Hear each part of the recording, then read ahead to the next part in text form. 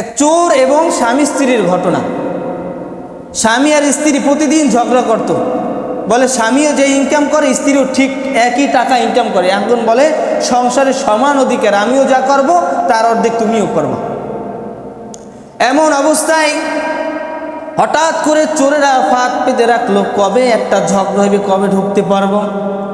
এমন তো অবস্থায় এরকমভাবে স্বামী স্ত্রীকে বলতে আসে, আজকে মশারিটা তুমি টানাবা। বলে না আমি টানাবো না, তুমি টানাবা। বলে কেন আমি টানাবো? বলে সমান অধিকার সমান ভাগ, তুমিও যেই টাকা ইনকাম করো আমিও সেই টাকা ইনকাম করি, অতএব মশারি আজকে তুমি টানাবা। স্বামী কৌশল করে বলতে আছে, আজকে কথা বন্ধ রাখবো, যে আগে কথা বলবে সে মশারি টানাইবে।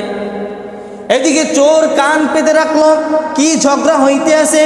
হঠাৎ করে যখন এই কথা শুনলো, চোর সারাদিন সব সময় দরজা টোকা মারতো, আজকে লাথি দিয়ে ঢুকে গেছে।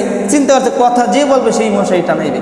ঢুকে গেছে, যাইয়া তাদের সামনে বসে করে কাপড় চুপুর টাকা পয়সা যা আছে সব পুটলা বানতে আছে। টাকাই দেখে, কথা বলে না। যদি কথা বলি তাইলে তো মশারি টানাই না লাগবে, মানে একটা নিজের একটা ওয়েট আছে না এই দিক থেকে। এমন তো অবস্থায় একটা ছেঁচড়া চোর যখন যাইয়া ভাতের পাইলা মাথায় নিল, আর একটা ছেঁচড়া চোর যাইয়া তরকারির পাতিল মাথায় নিল। এখন স্ত্রী মনে মনে কইতে আছে, স্বামী তো পুরুষ মানুষ না খাইয়া থাকতে পারবে, কিন্তু আমি মহিলা তো না খাইয়া থাকতে পারবো না। ডাক দিয়া বলে, ও চোর সব কিছু লইয়া যা, কিন্তু ভাতের পাইলা আর তরকারি থইয়া যা। এদিকে কয় স্বামী কয় এই কথা, আর স্ত্রী কয় এই কথা, স্বামী কয় মশারি তাড়াতাড়ি টানা। তা এখানে তো একটা যে কোনো একটা পদ্ধতি পেয়ে গেল, কিন্তু ওদিকে ইমাম মুহাম্মদ কোনো পদ্ধতি পাইতে আসে না, চিন্তার ভিতর আছে। আল্লাহকে বলে, আল্লাহ আমার স্ত্রী যদি আজকে কথা না বলে অটোমেটিক স্ত্রী তালাক হয়ে যাইবে, আল্লাহ কি করতে পারি।